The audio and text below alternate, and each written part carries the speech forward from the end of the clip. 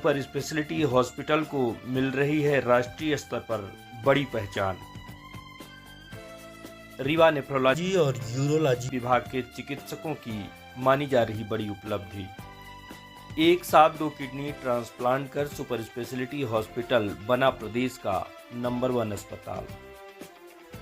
रीवा में संचालित super speciality hospital की अनेक उपलब्धियों के बीच एक और बड़ी उपलब्धि सामने आई है, जो विंध्य के लिए संजीवनी से कम नहीं है।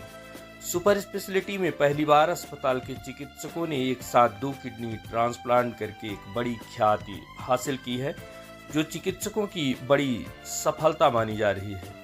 इस ऐतिहासिक कार्य और सफलता से न केवल रीवा बल्कि पूरा विंध्य क्षेत्र लाभान्वित होगा, जो विंध्य के लिए गौरव का विषय है।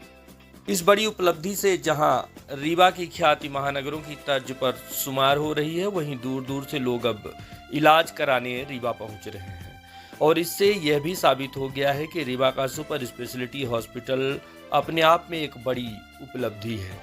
यहां अत्याधुनिक चिकित्सा सुविधाओं और कुशल चिकित्सकों की टीम के साथ साथ उच्च स्तरीय सेवाएं मरीजों को मिल रही हैं। लगातार एक के बाद एक उपलब्धियों से जहां क्षेत्रीय मरीजों के लिए उम्मीद की नई किरण लेकर यह अस्पताल उभरा है, वहीं जटिल से जटिल ऑपरेशन करके बड़े रिकॉर्ड भी बनाए जा रहे हैं, जिसकी वजह से अब लोगों को बड़े शहरों का रुख नहीं करना पड़ रहा है। ऐसे में जहां मरीज व उनके परिजनों को खर्च में बचत हो रही है, वहीं दूसरी ओर परेशानियों से भी इन्हें राहत मिलती है। इस तरह के ऑपरेशन के लिए सर्जरी टीम, विशेषज्ञ डॉक्टर और सहायक स्टाफ ने पूरी तैयारी और मेहनत से काम लिया है। इस उपलब्धि ने हॉस्पिटल को राष्ट्रीय स्तर पर पहचान दिलाई है। देखिए, हमारे ये रीवा अंचल का सबसे बड़ा सौभाग्य है कि हमारे रीवा अंचल के लोकप्रिय जो विधायक हैं माननीय राजेंद्र शुक्ल जी, और जो हमारे मध्य प्रदेश सरकार में उप मुख्यमंत्री भी हैं, और सौभाग्य से वो हमारे चिकित्सा एवं स्वास्थ्य विभाग के कार्यभार भी देख रहे हैं, उसके मंत्री भी हैं।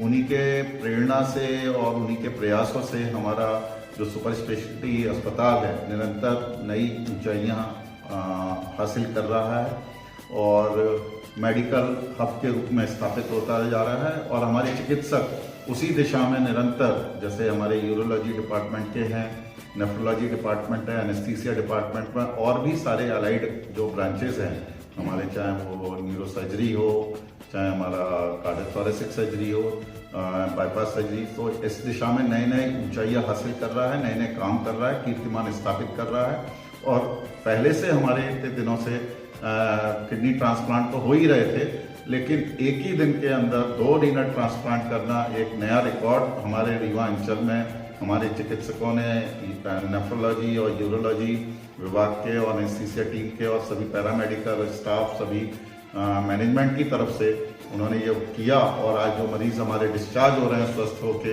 ये रियली में एक बहुत ही खुशी का अवसर है। मरीजों को नई सुविधाएं मिल रही हैं और ये बहुत बड़ा नई तरक्की और नई ऊंचाइयों की दिशा में हम लोग काम कर रहे हैं। सर, कितना चैलेंजेस रहता है आप लोगों को और क्या रिस्क रहता है?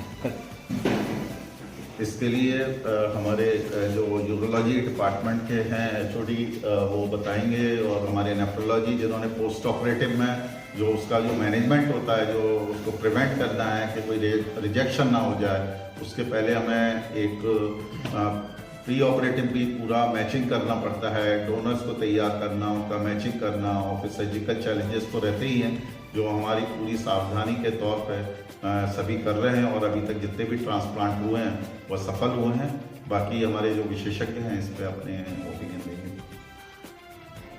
जो रीनल ट्रांसप्लांट सर्जरी है उसमें 2 लोग की जिंदगी जुड़ी होती है, एक व्यक्ति जो दान देता है और एक व्यक्ति जो रेसिपिएंट होता है।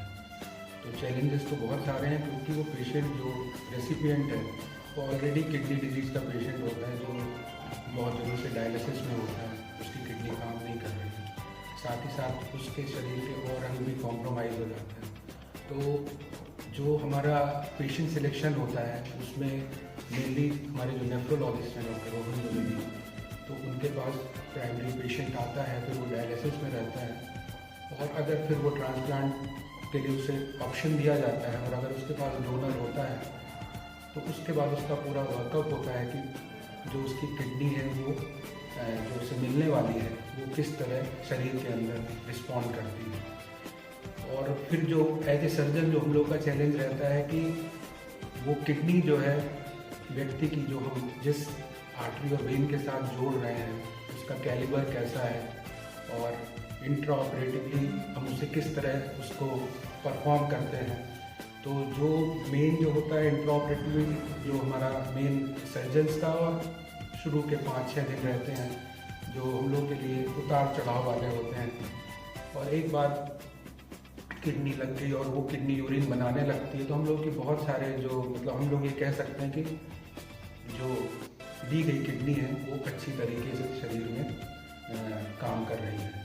पर जो रियल चैलेंज स्टार्ट होता है वो एक बार ट्रांसप्लांट हो गया फिर पेशेंट का जो फॉलोअप होता है और जो कि हमारे 2 मरीजों में बहुत अच्छी तरीके से हमारे नेफ्रोलॉजिस्ट ने किया है। हालांकि वो अकेले हैं लेकिन बहुत अच्छी तरह से उसे देख रहे हैं। तो उसके बारे में आप डॉक्टर रोहन से बात करेंगे। सर ये सर्जरी आयुष्मान के द्वारा हुई? हाँ, दोनों सर्जरी आयुष्मान के अंतर्गत हुई, निःशुल्क हुई है, मरीज का कोई खर्चा नहीं। उसमें आपको पता है कि जब हम ब्लड बैंक डोनेशन की बात करते हैं तब तक तो हमको इतनी मेहनत करनी पड़ती है एक यूनिट ब्लड डोनेट कराने के लिए। तो सबसे बड़ा चैलेंज जो एक किडनी डिजीज़ के पेशेंट सफ़र कर रहा है उसके लिए सबसे बड़ा चैलेंज होता है कि उसको कोई आर्गन डोनेट करे। तो आर्गन डोनेशन के लिए जब हम कन्विंस करते हैं वो भी सबसे बड़ा चैलेंजिंग स्टेप होता है, जो स्टेप पहला होता है, क्योंकि उसमें जो डोनर होता है उसको भी कन्विंस करना होता है कि किडनी ट्रांसप्लांटेशन वो सेफली डोनेट कर सकता है। उसके बाद उसको किडनी डिजीज़ का कोई रिस्क तो नहीं है, पीपी का कोई रिस्क तो नहीं है। एक बार ये स्टेप अगर सक्सेसफुल हो जाए और फिर दोनों की किडनी मैच हो जाए जिसके लिए हम बहुत सारे टेस्ट करते हैं। उसके उपरांत सर्जरी के बाद हमें कुछ दवाइयाँ देनी होती है मरीज को कि जिससे जो नई किडनी उसके शरीर में लगाई गई वो किडनी बॉडी रिजेक्ट ना करे। तो ये पूरी प्रक्रिया होती है। इसमें हम लोग मेडिकली सारे टेस्ट परीक्षण करके देखते हैं। ओवरऑल अभी तक तो जो 4 ट्रांसप्लांटेशन हुए हैं, जो अभी आज के 2 ट्रांसप्लांटेशन हुए हैं, उनमें सारे पेशेंट्स ने बहुत अच्छे से रिस्पॉन्ड किया है और उनकी रिकवरी भी बहुत संतोषजनक रही है।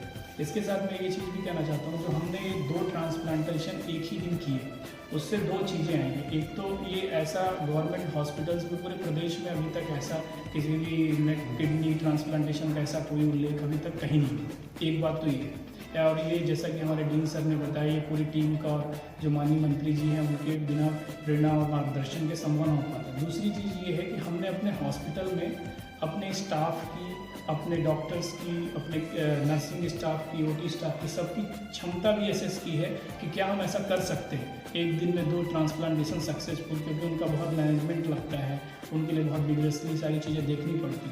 तो हम उसमें भी पूरी तरीके से सफल रहे हैं ये असेस करने में कि हाँ हमारी क्षमता है कि हम एक साथ 2 ट्रांसप्लांटेशन सक्सेसफुली कर सकते हैं।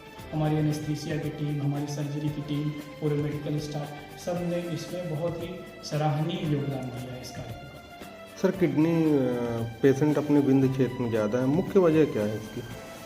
देखो कि किडनी के पेशेंट का ग्राफ पूरे इंडिया में अब गोइंग है, ऊपर की तरफ जा रहा है। ऐसा नहीं कि सिर्फ विंध्य प्रदेश में है, हर जगह किडनी है और एक जैसा ही इंसिडेंस है। ऐसा भी नहीं है कि हमारे क्षेत्र में ज़्यादा है दूसरे क्षेत्र की तुलना में, हर जगह लगभग वही है। अपने यहाँ मुख्य जो कारण है किडनी फेल होने का वो डायबिटीज़ है। डायबिटीज़ की वजह से ही ज़्यादातर अगर आप किसी भी डायलिसिस यूनिट में जाएंगे और देखेंगे तो आपको पता चलेगा कि 40% पेशेंट जिनकी डायलिसिस चल रही है उनकी किडनी खराब होने की वजह डायबिटीज़ की बीमारी है, जो कि लंबे समय तक अनियंत्रित रहे तो फेल होता है। उसके बाद युवाओं में जो किडनी फेल होने की वजह है उसकी सबसे बड़ी वजह है ऑटो इम्यून बीमारियाँ। ऑटो इम्यून मतलब ऐसा कि जिसमें कुछ बॉडी में ऐसे जेनेटिक डिफेक्ट रहते हैं जिसकी वजह से किडनी स्वतः ही खराब हो जाती है किसी एनवायरमेंटल ट्रिगर की वजह से। तो वो दूसरी सबसे बड़ी वजह है किडनी की खराब होने की। इसके अलावा स्टोन की बीमारी हो या पेशाब के रास्ते की रुकावट की बीमारियाँ हों, वो भी एक वजह है। एक चौथी जो अभी नई आजकल उभर की वजह बन के आ रही है वो है ओवर द काउंटर ड्रग की दवाइयों का सेवन करना, और दूसरी पद्धति की दवाइयाँ जिनमें हैवी मेटल्स मिले होते हैं उनका इस्तेमाल करना। जिम ट्रेनर जो युवाएं हैं, नए युवा हैं, वो भी बहुत सारी बॉडी बिल्डिंग के लिए प्रोटीन्स यूज़ करते हैं, जिसमें भी बहुत सारा एडल्ट्रेशन रहता है हैवी मेटल्स के रूप में। तो ये सब वजह हैं जो है तो किडनी की खराबी।